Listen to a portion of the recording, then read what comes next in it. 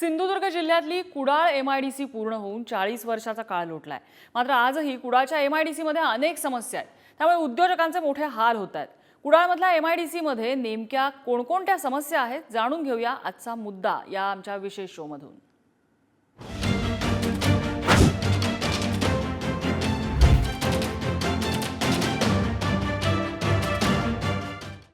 सिंधुदुर्ग किंवा कोकण नेमकं उद्योगापासून का दूर आहे? अनेक उद्योग मंत्री कोकणला मिळाले, मात्र एकूणच जर बघितलं तर एमआयडीसी असेल कुडाळसारखी या एमआयडीसी मध्ये उद्योग आले, मात्र आजही बेरोजगारांची संख्या वाढते। अनेक समस्या या कुडाळ एमआयडीसी मध्ये सुद्धा आहेत। आपण जाणून घेणार आज आपल्यासोबत सिंधुदुर्गातील काही एमआयडीसीतील असोसिएशनचे पदाधिकारी आहेत, त्याचबरोबर राजकीय पदाधिकारी आहेत। आपण त्यांच्याकडून जाणून घेणार आहोत। सर्वप्रथम जाऊया आपण असोसिएशनचे जे आपले सेक्रेटरी आहेत नकुल पारसेकर, मला सांगा नेमक्या इथल्या समस्या काय आहेत, कारण आपण त्या समस्यांची उत्तरं सुद्धा घेणार आहोत। नेमक्या काय समस्या आहेत? नमस्कार।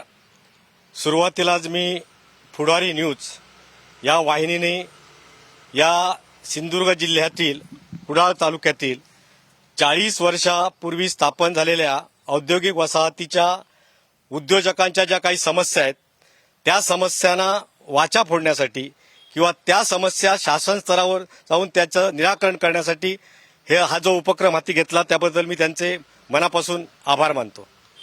मुळात विषय असा आहे की 40 वर्षापूर्वी या जिल्ह्याचे सुपुत्र स्वर्गीय त्यावेळेचे तत्कालीन मंत्री एस.एन. देसाई यांनी या एमआयडीसीची निर्मिती केली। काळ बराच बदलला, कारण त्या काळातील औद्योगिकरणची संकल्पना आणि औद्योगिकरणासाठी पूरक ज्या गोष्टी लागतात त्यावेळीची परिस्थिती आणि आत्ताची परिस्थिती याच्यामध्ये फार मोठा फरक आहे। कारण 40 वर्षापूर्वी या भागातील जो विद्युत पुरवठा इलेक्ट्रिक सप्लाय हा जो मूळ विषय होता तो थोडाफार कमी जरी असला तरी त्या ठिकाणी उद्योजकांच्या मर्यादा होत्या। आज जे उद्योगाचं औद्योगिकरण होतोय ते औद्योगिकरण असं आहे की विद्युतीकरण किंवा विद्युत सप्लाय हा उद्योजकांचा श्वास आहे। आणि मुळात ती जी समस्या आहे त्या समस्येकडे या बाबतीत फार मोठ्या प्रमाणात दुर्लक्ष झालेलं आहे। आणि त्या समस्येच्या बाबतीत जे काही विषय असतील ते या एमआयडीसीचे आमचे जे बांदिवडेकर आहेत ते या एमआयडीसीचे पूर्वीचे माजी अध्यक्ष आहेत, त्यांच्या स्तरावर आणि आम्ही पदाधिकारी म्हणून या एमआयडीसीचा पदभार स्वीकारल्यानंतर गेल्या 7-8 महिन्यात ही समस्या दूर करण्यासाठी जे प्रयत्न केलेत अगदी वरिष्ठ पातळीवर मंत्रालयीन पातळीवर आणि त्या बाबतीत ज्या काही घडामोडी घडल्यात त्या घडामोडी बाबतीत माननीय बांदिवडेकर यांनी ती समस्या मांडावी की जी मुख्य समस्या आहे, आणि मग शेवटी ज्या इतर काही समस्या आहेत त्या असोसिएशनच्या वतीने मी मांडतो। नक्कीच विद्युतची समस्या आहे। त्याचबरोबर मला सांगा की या ठिकाणी मोठे उद्योग आलेले नाहीत, म्हणजे जर बघितलं तर लहान उद्योगच आहेत आणि त्यामुळे कुठेतरी रोजगाराची निर्मिती होऊ शकत नाही। काय नेमक्या समस्या असतात? म्हणजे त्यांनी विद्युत लाईटचं समस्या म्हटली, काय नेमक्या समस्या असतात? साधारणतः 2008 पूर्वीपर्यंत आम्हाला विद्युत कनेक्शन म्हणा किंवा वीज प्रवाह सातत्याने मिळत होता। 2008 मध्ये सरकारने एमआयडीसी कडून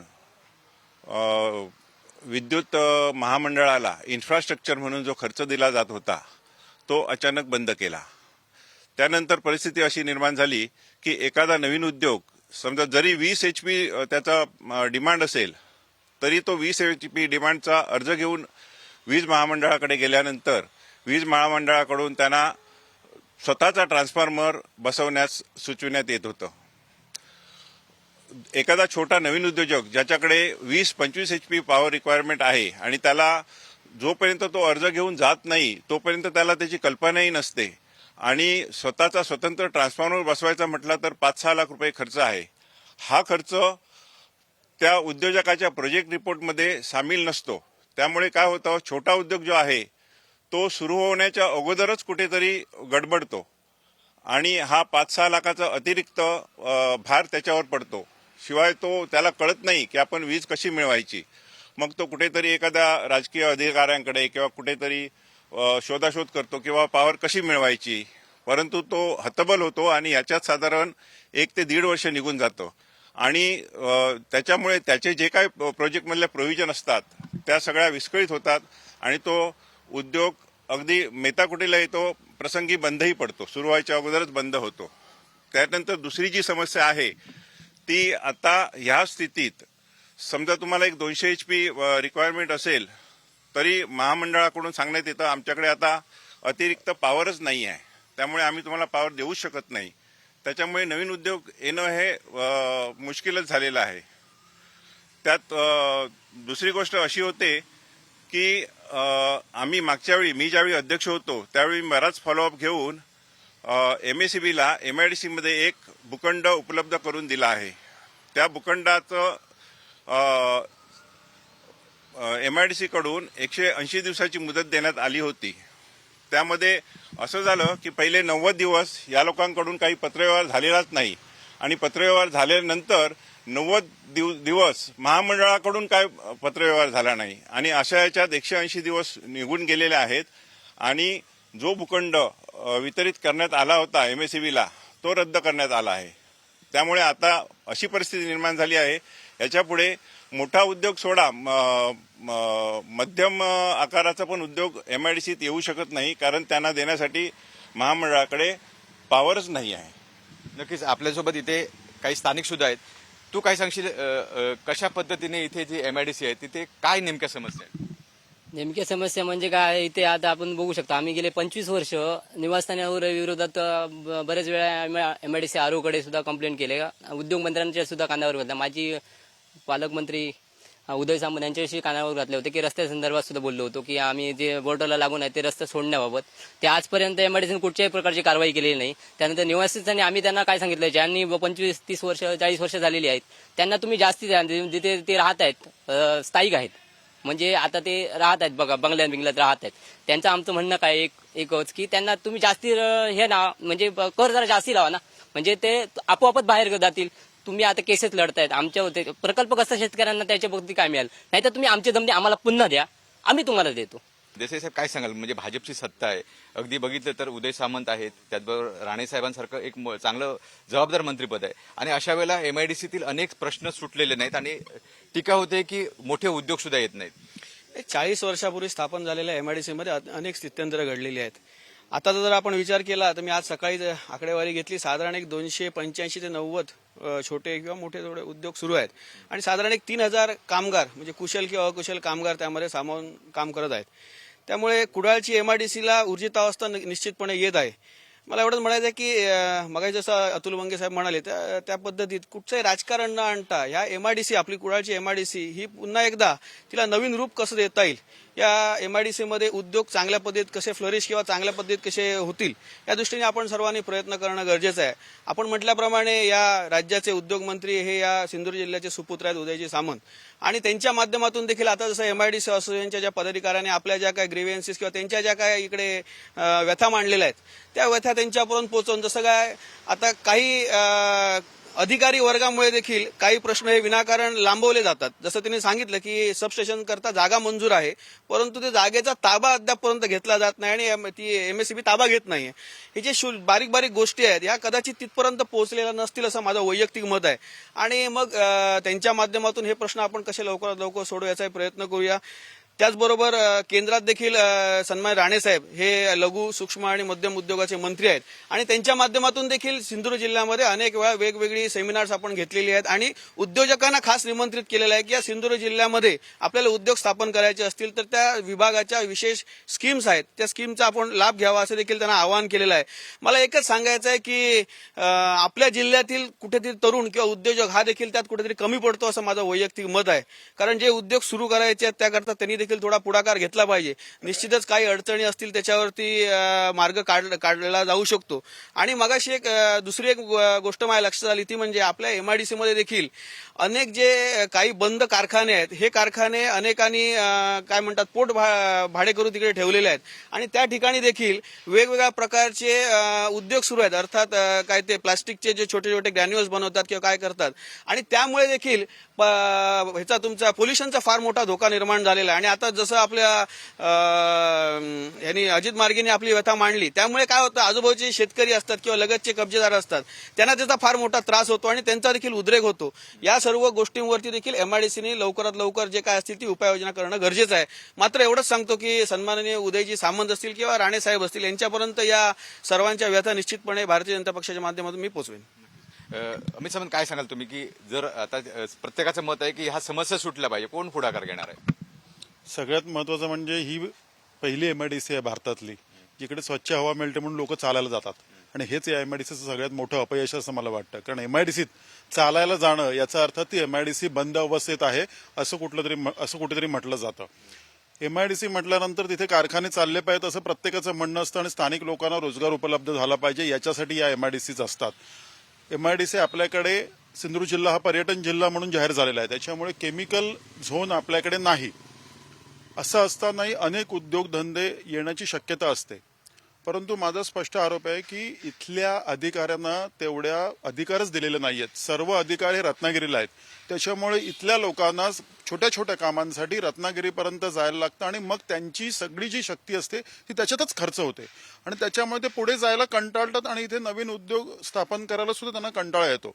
माझं असं म्हणणं आहे की शासनाने त्यांना कुठेतरी अधिकार व्यवस्थित दिले पाहिजेत, आणि कुठेतरी निर्णय घेण्याचे अधिकार, आता समजा रेवणकर साहेब इकडे आहेत इथे, तर त्यांना अधिकारच जर नसतील तर तुम्ही त्यांना किती वेळा जबाबदार धरणार हा सुद्धा प्रश्न आहे. आरओ असतात, आरओनी कुठेतरी आठवड्यातून एकदा इकडे येऊन बसलो पाहिजे आणि इथल्या लोकांच्या समस्या मार्गी लावायला पाहिजेत. त्या सुद्धा इथेच होत्या प्रांत म्हणून, पण त्या प्रांत म्हणून होत्या याला महत्व नाहीये. जे आरओ असतील त्यांनी आठवड्यातून एक दिवस तरी इथे येऊन बसलं पाहिजे, आणि जर समस्या सोडवण्यासाठी जर प्रयत्न केला तर हे प्रश्न सुटू शकतात. नक्कीच, जसं अमित सावंत म्हणतात तसं मॉर्निंग वॉकसाठी यायला लागतं, हे खरं तर एमआयडीसीचं अपयश असतं. कारण जर बघितलं तर एमआयडीसी मध्ये खरं तर उद्योगधंदे असतात, आणि त्यामुळे तिथे जाणं सुद्धा लोक टाळतात.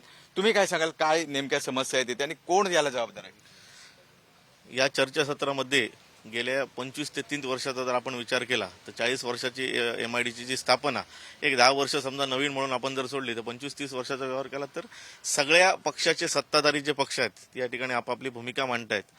परंतु महत्वाची गोष्ट म्हणजे जर एमआयडीसीचा जर विचार केला तर एमआयडीसीच्या 3 फॅक्टर आहेत. एक स्थानिकांना रोजगार, दुसरा त्यांच्या उद्योजकांना येणाऱ्या सगळ्या अडचणी, आणि तिसरा जो महत्वाचा विषय आहे तो बेसिक इन्फ्रास्ट्रक्चर.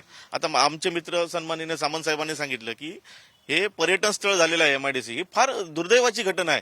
इथे जर त्याच्या पुढे जर जाऊन एक शब्द बोलायला गेलो तर हा एक लव्हर्स पार्क म्हणून आपल्याकडे एमआयडीसी कडे बघितलं जात आहे. मुळात ही गोष्ट फार दुर्दैवाची आहे. गेलो वर्षानुवर्ष ज्यांनी प्लॉट असाइन करून ठेवलेले आहेत ते त्या ठिकाणीवर काय करत नाहीत, आणि एमआयडीसीचं प्रशासन त्याच्यावर कोणतीही कारवाई करत नाही, ही पण फार महत्वाची. मी अलीकडे मला वाटतं 4-5 वर्ष झाली असतील, एकदा अभ्यास करताना असं आढळलं होतं की आपली वायमन गार्डन कंपनी तात्पुरती बंद म्हणून शहरात त्याच्यावरती होता. कित्येक वर्ष झाला या गोष्टीला. तरी अशा ज्या काही गोष्टी आहेत, जर तुमच्याकडे जर कायदे आहेत, नियम असतील, तो करत नसेल तर ताब्यात घ्या आणि या सगळ्या गोष्टी करा. मी आत्ताच माझ्या बाजूला सन्माननीय काळवणकर साहेब आहेत, यांच्या समोरचा जो एक प्लॉट आहे तो आपले माजी रेल्वे मंत्री सुरेश प्रभू साहेबांनी घेतलेला आहे. त्या ठिकाणी कबड्डीचं मैदान, त्या ठिकाणी मैदान वगैरे या सगळ्या गोष्टी करण्याची त्यांनी घोषणा केलेली होती. आज इतकी वर्ष झाली ते सुद्धा तसं आहे. तो जर सामान्य माणूस असता तर त्याचा काढलेला प्लॉट एमआयडीसीने घेतला असता परत मागून. परंतु अशा गोष्टी होत आहेत. हे एक नावाला उदाहरण आहे. परंतु जर सर्व उद्योगमंत्री आतापर्यंत जर एमआयडीसीला ऊर्जितावस्था खरंच आणायची असेल तर त्याची विल पॉवर महत्वाची सर्व राजकीय पक्षांमध्ये आणि एमआयडीसीच्या अधिकाऱ्यांमध्ये असणं गरजेचं आहे. आज रोजगारासाठी आज म्हणतात की रोजगार नाहीत. आज सिंधुदुर्गातला माझा युवक काम करायला तयार आहे, परंतु त्याला जर जे काही छोटे मोठे उद्योग अगदी नाहीत अशातला भाग नाही आहे. एमआयडीसी मध्ये छोटे उद्योग आहेत, परंतु ते हाताच्या बोटावर मोजणे एवढे चांगले आहेत. बाकीचे फक्त त्या ठिकाणी रहिवासी रेसिडेन्शियल प्लॉट म्हणून राहत आहेत, एवढी जात त्यांची परिस्थिती आहे. नक्कीच, गाळवणकर साहेब काय सांगाल की तुम्ही गेली कित्येक वर्ष आहात इथे, आणि अगदी जुने जे काही मोठे उद्योग आलेले होते ते माघारी गेलेत, काय नेमके कारण आहे? या कुडाळ एमआयडीसी मध्ये ज्या वेळेला मोठमोठ्या कंपन्या यायच्या असतात किंवा त्यांचं काही धोरण असतं, अशा वेळेला त्या कंपन्या आपली टीम पाठवतात आधी बघण्यासाठी की मी उद्योग केला तर हा चालेल की नाही, मला सगळं सहकार्य मिळेल की नाही. पण सांगायला दुःख वाटतं किंवा मला वाईट वाटतं की ज्या ज्या टीम येऊन गेल्या त्यांनी रिपोर्ट कधीच कोणाचे बरे दिले नाहीत. याचं कारण इथं आल्यानंतर त्यांना लक्षात आलं की इथं तर निम्मे उद्योग बंद आहेत, जे चालू आहे ते आपल्या ताकदीने चालवण्याचा प्रयत्न करतायत, परंतु मोठ्या प्रमाणात जे यश पाहिजे ते मिळत नाहीये. तर जसं अतुल बंगे साहेब म्हणाले किंवा रणजित देसाई साहेब म्हणाले, जर आपल्याला एकदा त्याची विकास म्हणजे ही एमआयडीसी अशा अवस्थेत का आहे आणि जर बरी करायची असेल तर कशी करू शकतो याच्यावर विचार विनिमय करण्यासाठी एक आपल्याला काही धोरण राबवावं लागेल. आणि कुडाळ एमआयडीसी अजून मोठी करण्यासाठी जर उद्योग धोरणामध्ये काही बदल करायचे असतील तर ते बदल करणं गरजेचं राहील. कारण अनेक वेळेला होतं काय की धोरणं अडचणी ठरतात आता जे उद्योग चालू आहेत, जे आपल्यापर्यंत चालवत आहेत, त्यांना जेव्हा उद्योगाला लाईट हवी ती आपल्याकडे लाईट मिळत नाही. म्हणजे मग अशा वेळेला तो उद्योग जो त्यांनी कर्ज काढलाय, आधी एक तर बँक कर्ज देत नाही, कारण आपल्याकडे नाही म्हणायचं खूप आपल्याकडे परंपरा आहे आणि बँका तर उभ्याच करत नाहीत उद्योगाला. त्यामुळे उद्योगाला जागा असले तर कर्ज नाही, पैसे असले तरी इथं मॅनपॉवर मिळत नाही. अशा सगळ्या अडचणी सापडलेल्या आपली कुडाळ एमआयडीसी आहे. पुढच्या काळात सर्व राजकीय नेतृत्वाने एकत्र येऊन याच्यासाठी काही ठोस भूमिका घेणं गरजेचं असं मला वाटतं. प्लॉटची सुद्धा काही समस्या आहेत. ह्या समस्या सोडवण्यासाठी काय कशा पद्धतीने पावलं उचलली जाणार? महाराष्ट्र औद्योगिक विकास मंडळातर्फे विद्युत पुरवठ्यासाठी वरिष्ठ पातळीवर चांगल्या प्रकारे सहकार्य मिळाले आहे आणि त्यानुसार कुडाळ एमआयडीसी मध्ये 22 ट्रान्सफॉर्मरचं काम लवकरच हाती घेण्यात येत आहे. टेंडर प्रक्रिया पूर्ण झालेली आहे आणि विद्युत समस्या मार्गी लागेल. दुसरं ही महाराष्ट्र औद्योगिक विकास मंडळामार्फत 21 MACBला एक प्लॉट वितरित करण्यात आलेला आहे, परंतु काही कारणास्तव तो रखडला आहे, पण ते लवकरच पूर्ण होईल. परवाच आम्ही त्याच्या संदर्भात विद्युत महामंडळाचे SC साहेबांशी चर्चा झाली. अध्यक्ष इंडस्ट्रियल असोसिएशन सोबत होते आणि त्यांनी पैसे लवकरच भरतो असं कबूल केलेलं आहे. त्या विद्युतच्या ज्या समस्या आहेत त्या लवकरच मार्गी लागतील आणि आपल्या पायाभूत सुविधा सर्व MIDCला चांगल्या प्रकारे मिळतील. मग अशी मी एकच सांगू इच्छितो की रेवणकर साहेब सांगतात हे फक्त ते प्रशासकीय पत्र असलं म्हणजे वेळ मारून नेणे त्याच्यातला हा प्रकार आहे. आत्ता ह्या चर्चेपूर्वी प्रत्येकाने मत मांडलं त्या विजेच्या संदर्भात. या ठिकाणी विजेची फार मोठी कैवलवाणी अवस्था आहे आणि आता जे काही क्षणात सांगतात की तो प्रश्न सुटणार आहे, ही विसंगती आहे. हे फक्त नुसतं तुमच्या समोर बोलावं म्हणून ते बोलतात, हे मला अपेक्षित नाही आणि अशाचमुळे हा विकास खुंटण्याचं खरं कारण आहे. कारण सत्य परिस्थिती हे वरिष्ठांपर्यंत जाऊ देत तू नाही. काही समस्या मांडल्या आपण रेवणकर साहेब. आम्ही यांच्याजवळ काय मागत होतो, MIDC कडे रस्तेच मागत होतो जे प्लॉटला लागून आहेत. मला वाटतं 15 आम्ही त्यांनी अप्लाय केलेत की 15 जणांसाठी रस्ते आहेत. गेले 5-10 वर्ष लढतोय आम्ही. उपोषण म्हणा काही म्हणा, कुठच्याही प्रकारची कारवाई केलेली दिसून येत नाही. माजी पालकमंत्री आता ते उद्योग मंत्री आहेत उदय सामंत साहेब, बरोबर, त्यांनी सुद्धा कुठल्या प्रकारची आता कारवाई आज ह्या जो काय म्हणतोय त्याच्यावर सर, रस्ते वगैरे जे मंजूर करणं हा वरिष्ठ पातळीवर घेण्यात येतो. ज्यांच्या या समस्या आहेत त्या आम्ही वरिष्ठांना कळवतो आणि त्या कळवल्यानंतर बरेच रस्ते मंजूर झालेले आहेत. तुम्ही सेक्रेटरी आहात, ह्यांचा जो प्रश्न आहे तो स्थानिक म्हणून प्रश्न आहे, त्यांच्यासाठी तुम्ही असोसिएशन म्हणून काय करणार? महत्वाची गोष्ट अशी आहे की जे स्थानिक विषय आहेत, म्हणजे ग्रामपंचायतीशी रिलेटेड सुद्धा काही विषय येतात, जे स्थानिक विषय आहेत, ह्या विषयासंदर्भात जर MIDCच्या अंतर्गत तो विषय असेल तर तो MIDCच्या अधिकाऱ्यांनी त्यांना सकारात्मक प्रतिसाद देऊन तो विषय निकाली काढला पाहिजे. नक्कीच. मॅडम, तुम्ही अगदी तुमचं मत काय सांगा? मी 2018 पासून इथे उद्योग करते. आमचा काजू उद्योग आहे.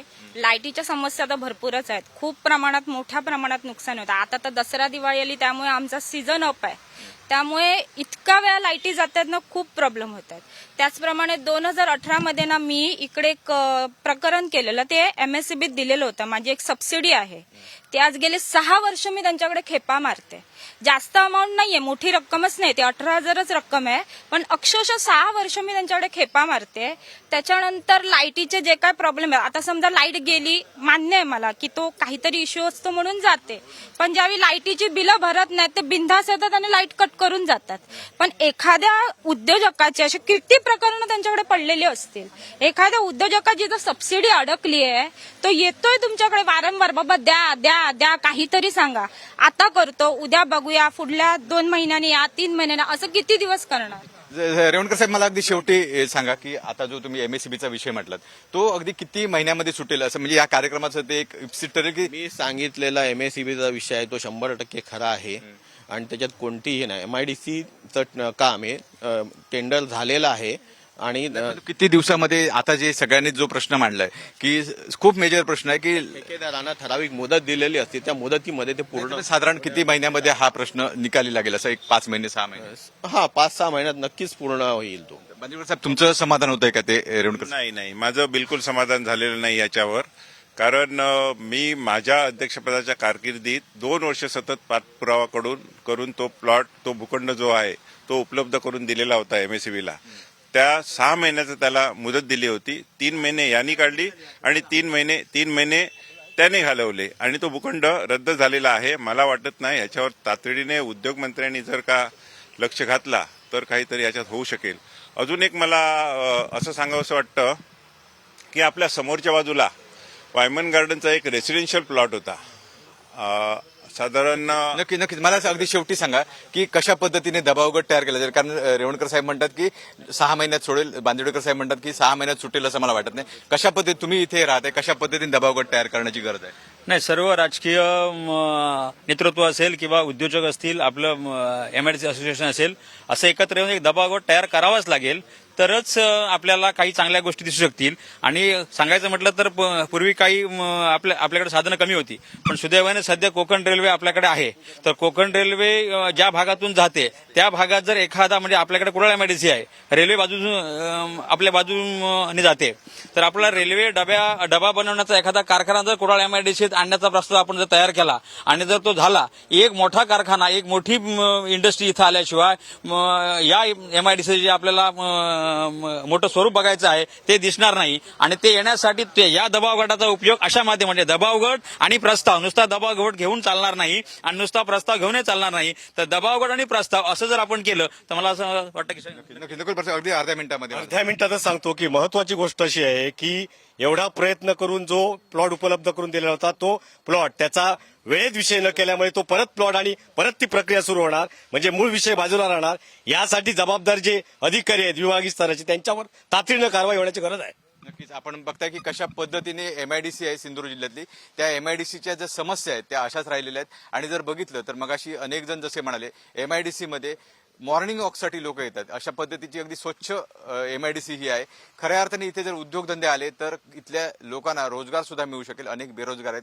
आणि आता आपण जशा पद्धतीने म्हटलं सगळ्यात जो मेजर प्रश्न आहे तो विद्युतचा, हे सर्व प्रश्न सुटणं गरजेचं आहे. विकास गावकर, पुढारी न्यूज, सिंधुदुर्ग. तर कुडाळ एमआयडीसीचा हा मुद्दा मांडल्यानंतर या कार्यक्रमात वेळ झाली इथेच थांबण्याची. एक छोटासा ब्रेक, मात्र ताज्या बातम्यांचा ओघ पुढारी न्यूजवर सुरूच आहे.